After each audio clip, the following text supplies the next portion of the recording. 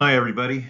So today we're going to continue our discussion of what we're calling the Democratic Revolution, right? A revolution of democracy. And we left off with the election of Andrew Jackson, right? He was elected, he was very popular, and, he appealed to the regular person, right? He didn't appeal to the rich, he didn't appeal to the elite, he appealed to the common man, and that's what people liked about him, right? They gave him a nickname, Old Hickory, and he just appealed to their sort of frontier common origins because he was, he was born poor on the frontier as well. But that's where we left off. And so Jackson is going to redefine the presidency. Okay, and let's talk about it. So we're going to first talk about something called the nullification crisis, and well, let's talk about the background of this. This is going to become a very, important issue, a very contentious issue. So we're talking about the 1820s.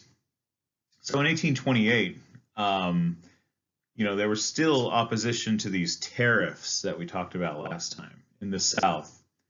And let's talk about South Carolina, the state. This is going to become a crisis. A crisis is going to come out of these tariffs in 1832. So, in order to reject a high tariff, South Carolina they adopted an ordinance called nullification. Okay, it said that the tariffs imposed on them were null and void. Right, they weren't going to adhere to these tariffs. And they also said if the federal government tried to collect these tariffs, they would secede from the United States. That means they would leave the United States. So they were very serious about this, right? They said, the federal government has no right to implement tariffs on them, and if they did, if they tried to, they would leave the United States. Okay, and this is, this is called nullification. They argued that the federal government needed to stay out of their economic affairs. And they said the tariffs were unconstitutional. And if South Carolina believed a tariff was or something was unconstitutional, they could nullify that. That was their argument. Okay. The vice president at the time, his name was John C. Calhoun. He believed that South Carolina was correct in what they were arguing. Okay. The vice president, John C. Calhoun, he was a very states' rights guy. Right? He argued that a state could declare a federal law to be unconstitutional, and then it would be void within that state's limits. Now you have John C. Calhoun on one side arguing that yes, South Carolina is justified in doing that. On the other side is this guy on your right. He was a Senator, Daniel Webster of Massachusetts, and he argued that if a congressional law, if a federal law was put on the books, it didn't matter if a state liked it or not, they'd have to adhere to it. So you have these two schools of thought. But what's the president going to do? What's Andrew Jackson going to do? Well, he's going to try to find a middle path. The Constitution clearly gave the federal government the authority to establish tariffs, and Jackson was going to enforce that power.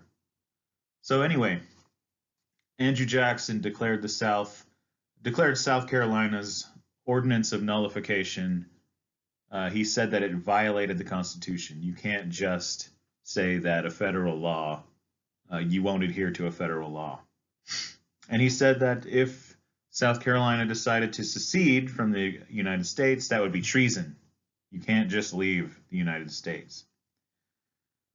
So that was Jackson's response.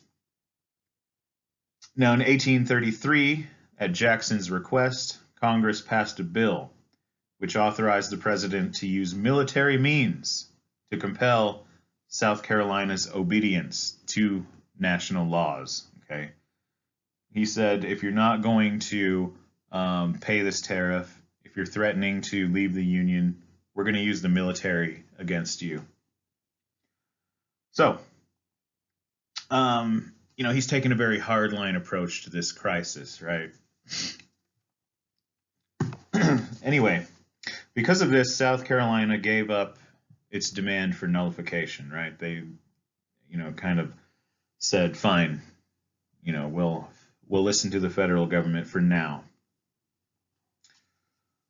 So you have this, this conflict. This nullification crisis was a conflict between the state of South Carolina and the federal government.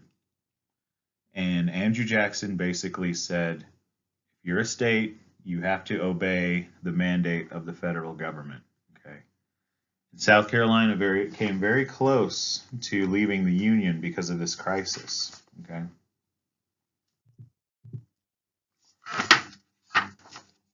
So that's the nullification crisis. But during the same time, Jackson also is going to face another major challenge. Okay. And this is the Bank of the United States. And if you remember, we talked about that. We talked about how contentious the idea of a Bank of the United States was, right? Remember, it was Alexander Hamilton's idea. Thomas Jefferson thought it was unconstitutional. Well, the Second Bank of the United States was up for renewal, and Jackson, who sort of followed in the footsteps of Thomas Jefferson, believed that the bank was unconstitutional, right? He condemned the bank. And Jackson basically, he did a very, he made some questionable moves, okay? So he didn't believe in this national bank. And what he did was he withdrew all of the nation's gold and silver from the national bank, and he deposited them in various state banks. Now, this was kind of illegal, right? This was kind of an abuse of power by the president. And so, a lot of members of Congress were like, what's going on? How, you can't just do that without congressional approval. But Jackson said that, he represented the people. And since the people elected him, he could pursue controversial acts and policies independently of Congress, right? He didn't need congressional backing because he said he spoke for all the people because the people voted him into office. But anyway, this bank war escalated into an all-out political battle. Jackson's opponents in the Senate passed a resolution censuring the president and warning of executive tyranny. They said he's doing things without congressional approval that can lead to tyranny, right? He could be a dictator. But in the end, he vetoed the renewal of the national bank. And so that's why we don't have a national bank today. So in the end, the presidency of Jackson, he destroyed the national bank.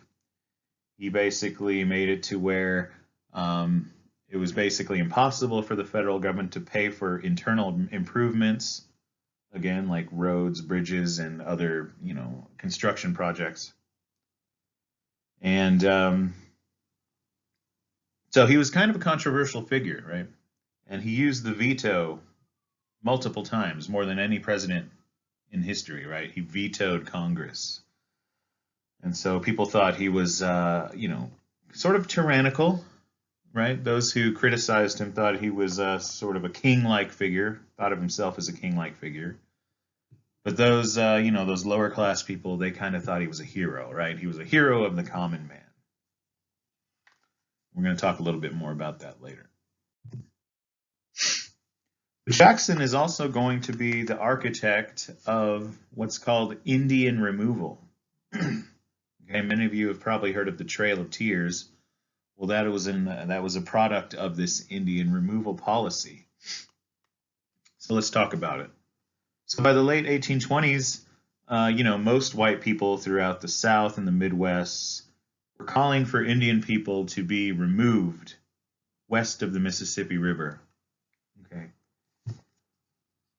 And a lot of supporters of Native Americans also favored Indian removal because it was the only way to protect Indians from this, onslaught of the settlers. So, people wanted Indians removed because they wanted their land, and also some people wanted Indians removed beyond the Mississippi because they thought there was no other way for Indians to survive.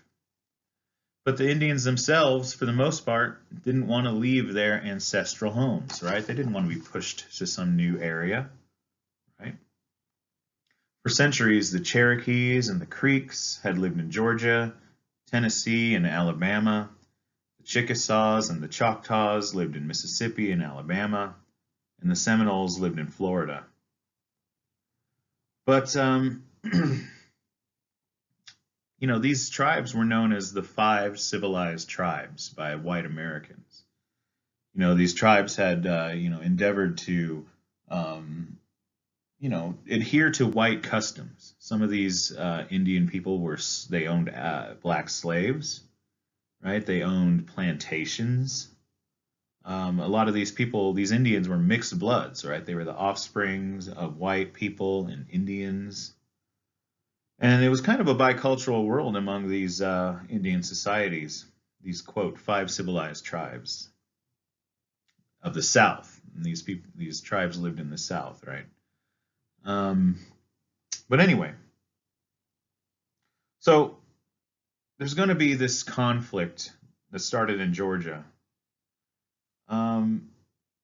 Georgia, basically, long story short, wanted to remove the Cherokee people from its borders, okay? Or actually, they wanted Cherokee land, and you can see on this map here, this orange area was Cherokee land and Creek land. But, they wanted these were Indian land holdings, and Georgia wanted these land holdings extinguished. So Andrew Jackson, the president, gave his full support to Georgia. And, Andrew Jackson was a big Indian fighter throughout his career. And he declared that states were, they were sovereign within their borders, and Indian people were not. So Jackson is going to push through this Indian Removal Act. This is 1830. He passed it through Congress. There was a lot of opposition to it. But despite that opposition, Jackson's Indian Removal Bill squeaked through Congress, right? Just barely. The Removal Act created Indian Territory, right? Indian Territory was inside present-day Oklahoma and Kansas. And it also promised money to Native Americans that agreed to give up their ancestral land holdings. So, if any Indian group refused to leave their homelands, such as the Fox and Sauk people of Illinois, which you see up there in Illinois, Jackson quickly sent troops to, compel their obedience and to expel them to Indian Territory. And so, we'll stop there for today. But just know that Jackson was a very contentious president, right? We talked about the nullification crisis today, in which South Carolina almost left the United States. We talked about Andrew Jackson's, bank war, and how he declared that unconstitutional, and he nullified the U.S. Bank. And we talked about Indian removal, right? Jackson backed Georgia's desire to expel Native people, and his Indian Removal Bill went through Congress. And so forcibly these tribes are going to be removed to Oklahoma and Kansas. And we're going to talk about the impact of that next time. And it's going to lead to the Trail of Tears. But that's all we have for today. Watch any other videos that I attach to this to the blackboard below, and also don't forget to fill out your 10-minute journal. Right, try to write for the full 10 minutes